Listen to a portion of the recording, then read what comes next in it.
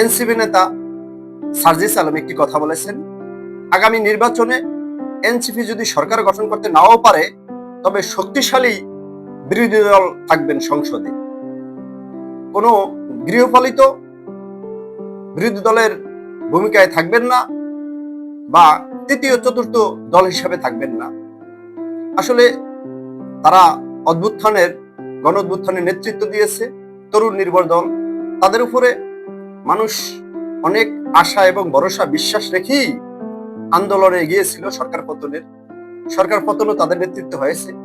কিন্তু তারা অভিজ্ঞতার অভাবে তারা তাদের ওই জনপ্রিয়তাটা ধরে রাখতে পারে নাই। ভাই, কথা বলা যায়, মঞ্চে উঠে যে কোনো ধরনের বক্তব্য দেয়া যায়, কিন্তু সেটা কাজে পরিণত করা অনেক কঠিন। মানুষ 5ই আগস্টের পরে আপনাদের কাছ থেকে অনেক বড় বড় বক্তৃতা শুনেছে, অনেক আশার বাণী শুনেছে, কিন্তু সেটার কাজ মাঠ পর্যায়ে প্রতিফলন নেই।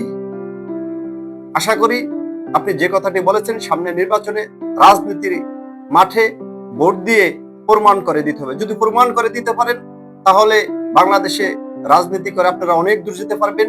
আর যদি প্রমাণ করতে না পারেন, তাহলে আস্থা করে নিক্ষিপ্ত হবেন।